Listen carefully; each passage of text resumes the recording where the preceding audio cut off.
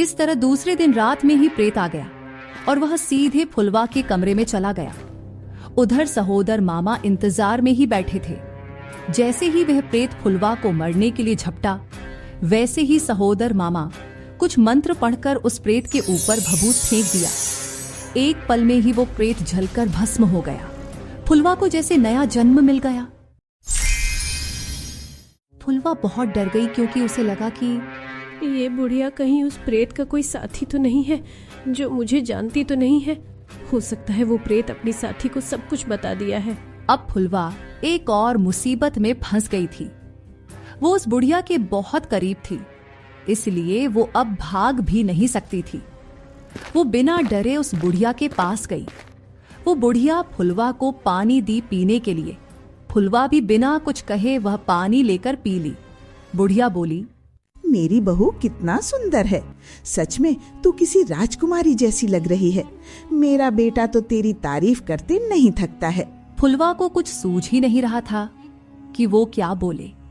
वो अपने मन में सोच ही रही थी कि उसकी नजर झोपड़ी के पास गई, जहां पर कुछ जानवरों और आदमियों का हड्डियां बिखरा हुआ था। फुलवा और घबरा गई। तभी बुढ़िया बोल पड़ी, बहू तुम वहीं बैठकर आराम करो, तब तक मैं ओखली में धान कूट लेती हूँ। उसके बाद हम दोनों मिलकर भोजन बनाएंगे। फुलवा को समझ में आ गया कि अब इस बुढ़िया से कैसे निपटना है। वो अपने चेहरे पर हल्का मुस्कान लिए बोली, अजी सासू माँ, बहू के सामने सास काम करे और बहू बैठकर तमाशा देखे।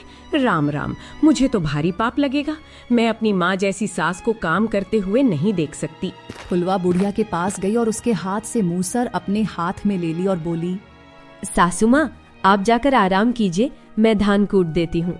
ना ना बहू, मैं तुझे अकेले काम नहीं करने दे सकती। धान हम दोनों मिलकर कूट लेते हैं। मैं धान ओखली में डाल रही हूँ और तुम मूसल चलाना। ये ठीक रहेगा सासू माँ। फिर क्या था, जैसे ही वो बुढ़िया धान डालने के लिए झुकी, फुलवा बिना देर किए उस बुढ़िया के सिर पर मूसर दे मारी और बुढ़िया वहीं दम तोड़ दी।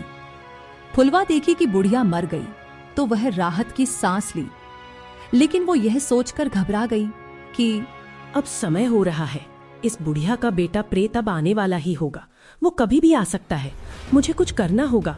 इस बुढ़िया की लाश को ठिकाने लगाना होगा। फुलवा बिना देर किए उस बुढ़िया की खाल को उतार कर पहन ली और वहीं जमीन पर बैठ गई।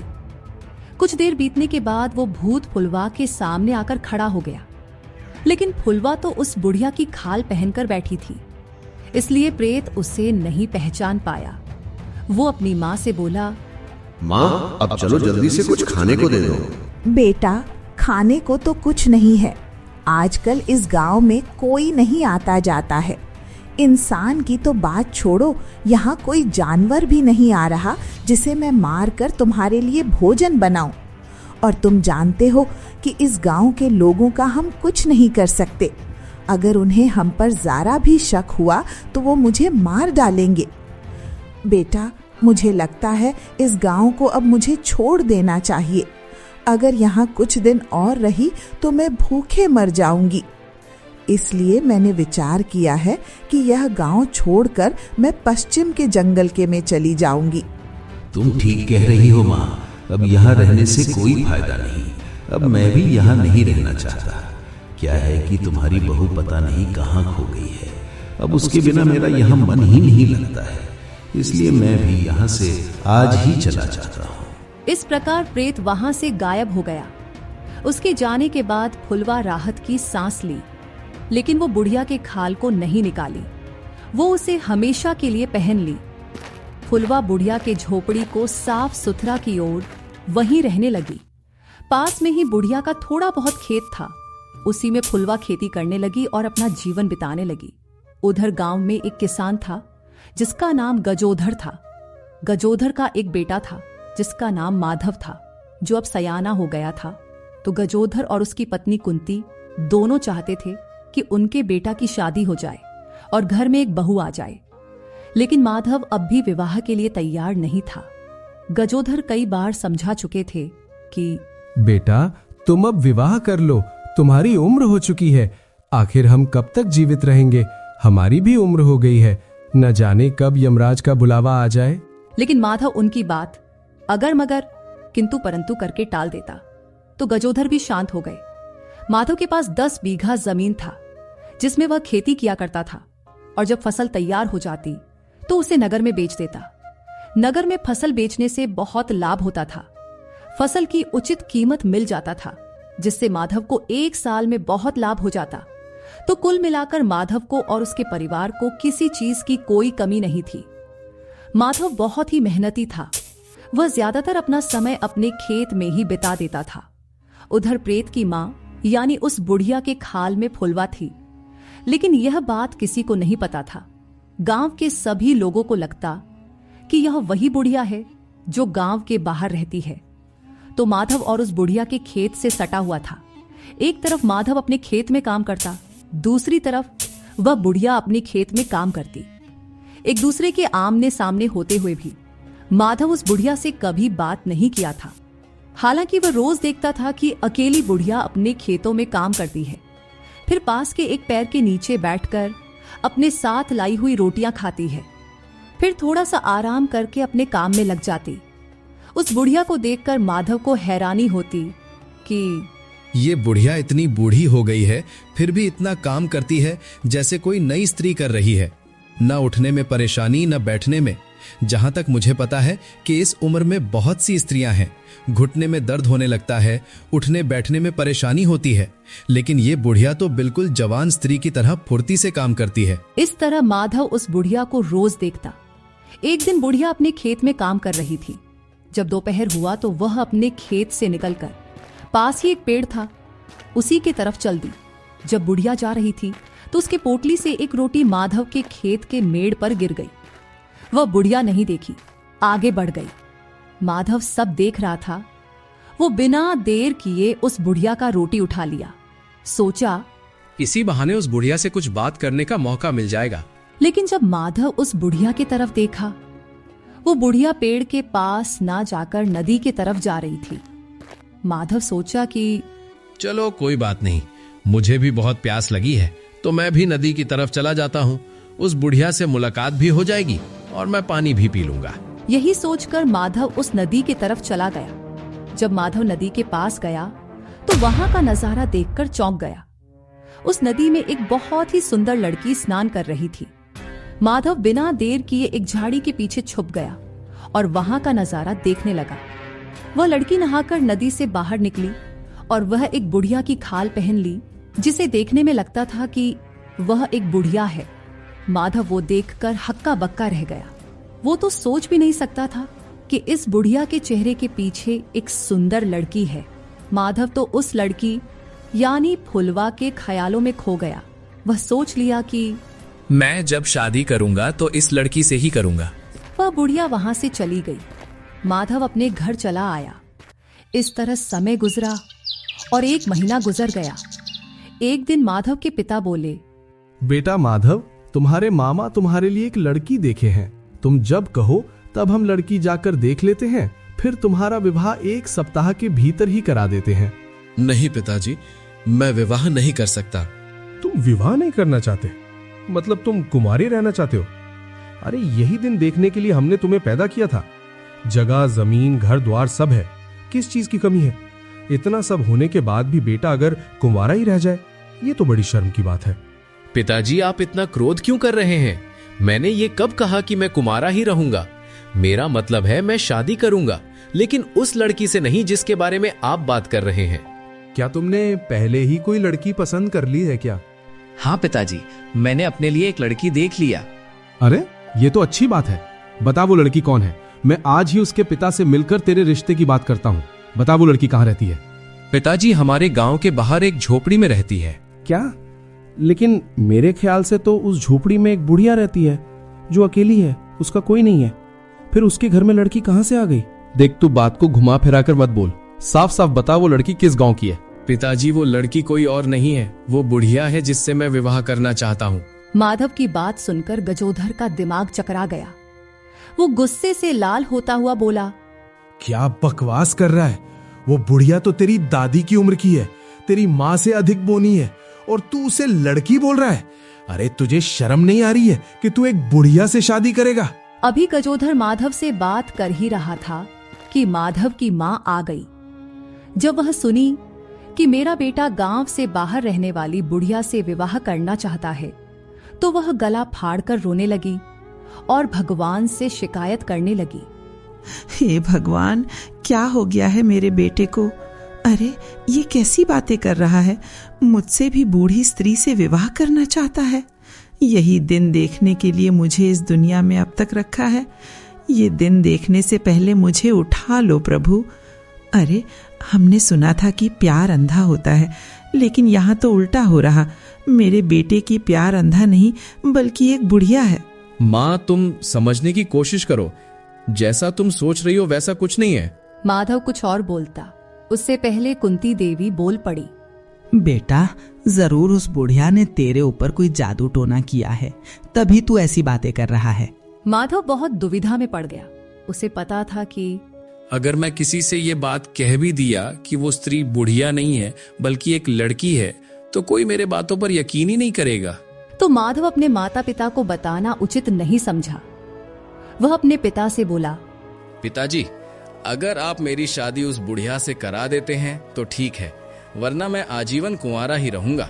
अपने बेटे की बात सुनकर गजोधर समझ गया कि मेरा बेटा अब नहीं मानने वाला है। ये जिद का पक्का है। जो एक बार ठान लेता है वो करके ही रहता है।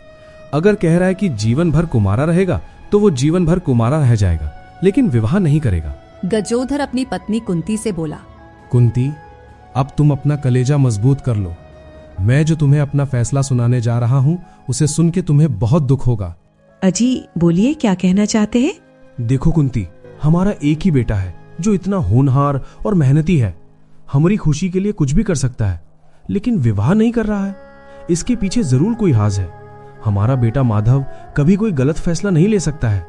इसलिए मैंने ये फैसला लिया है कि हम आज ही उस बुढ़िया से अपने बेटे का विवाह करा देते हैं।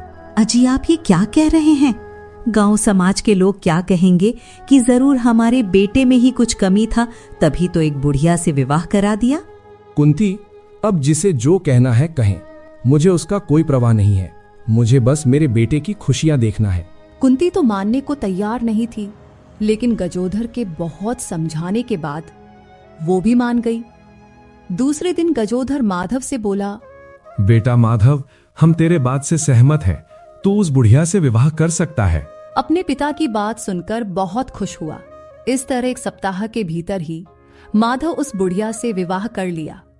माधव से विवाह करके बुढ़िया यानी फुलवा बहुत खुश हुई कि चलो मुझे कम से कम रहने को घर तो मिल गया, नहीं तो गांव से बाहर रोज डर डर कर जीना पड़ता था।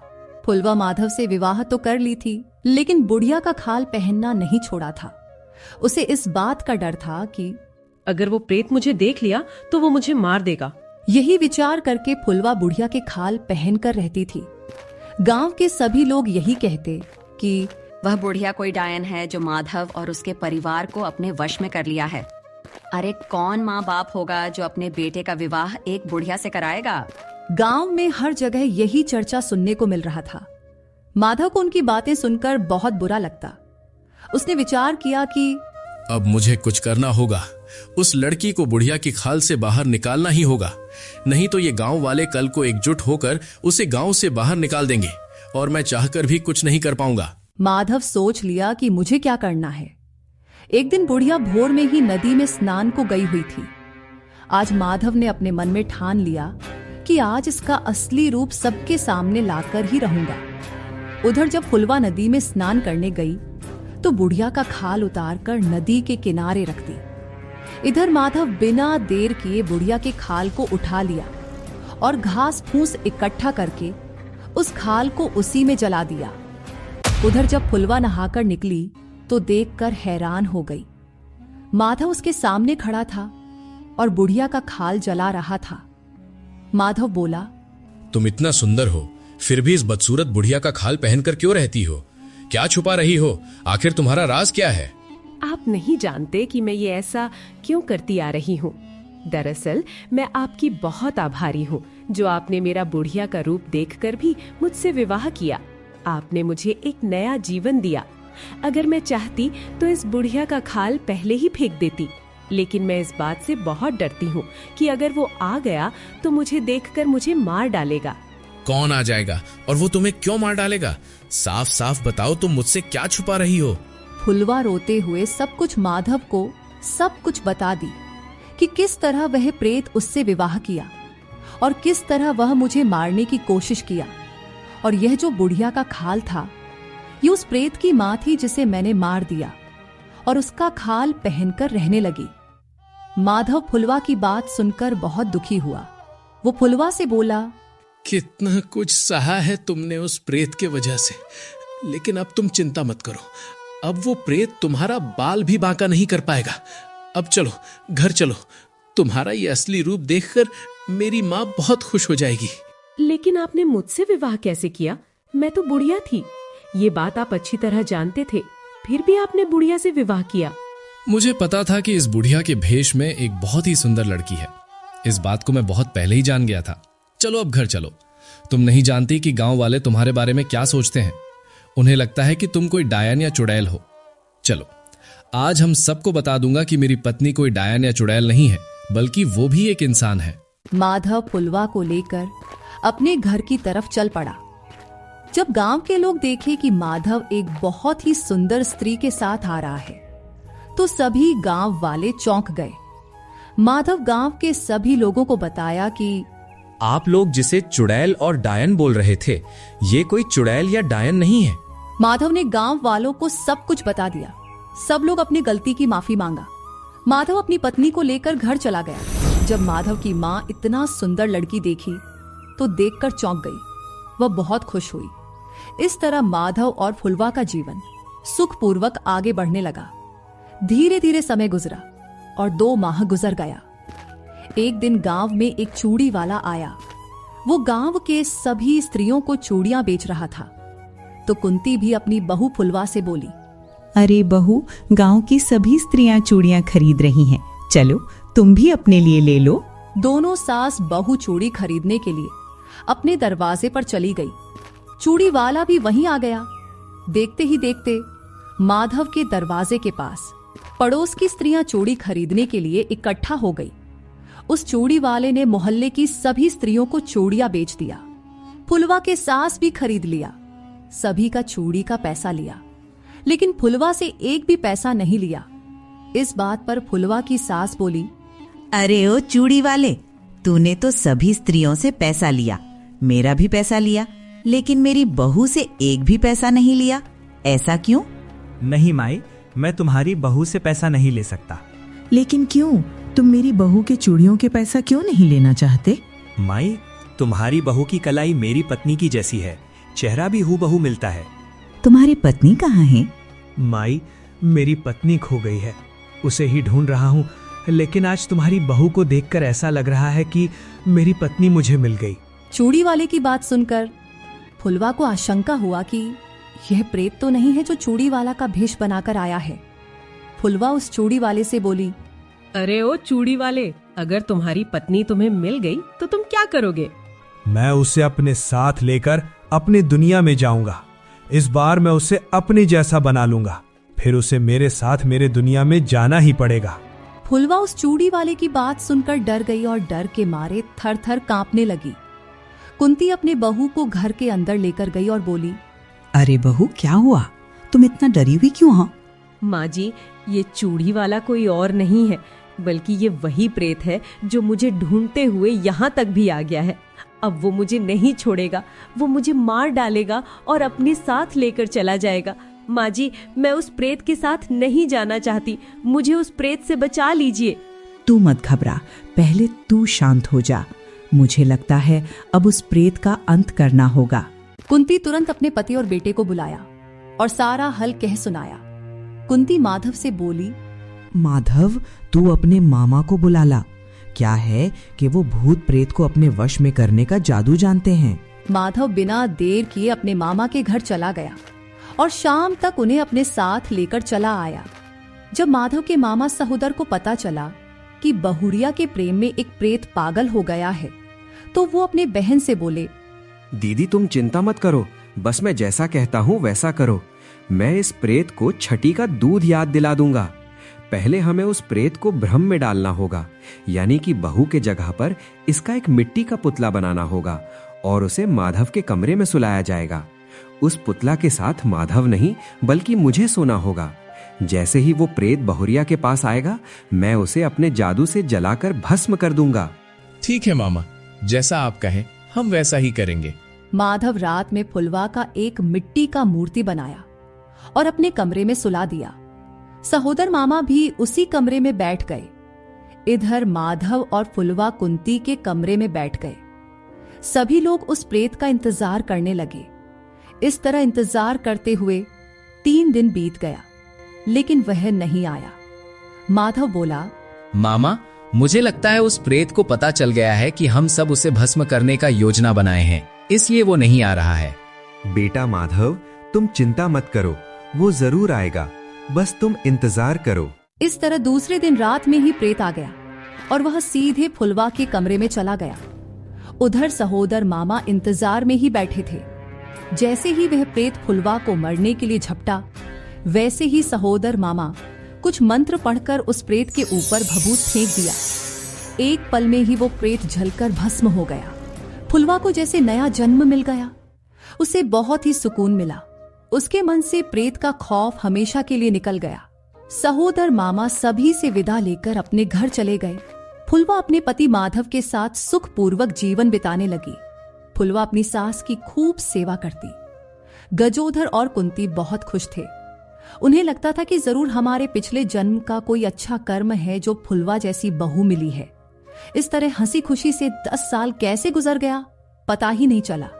इस बीच फुलवा को एक बेटा भी हो गया था जो 5 साल का था। कुंती और गजोधर काफी बूढ़े हो गए थे। दोनों खाट पकड़ लिए थे, खुद से उठ भी नहीं पाते थे। फुलवा उनकी दिन रात सेवा करती। उनकी सेवा में किसी प्रकार की कोई कमी नहीं करती थी। एक दिन कुंती की रात में तबीयत खराब हुई और वह चल बसी। उसके कुछ दिन बाद गजोधर भी चल बसे। माधव और फुलवा को बहुत दुख हुआ, लेकिन इस बात की उन्हें तसल्ली थी कि अब उनका उम्र भी हो गया था। आखिर कोई कितना साल तक जीवित रहेगा।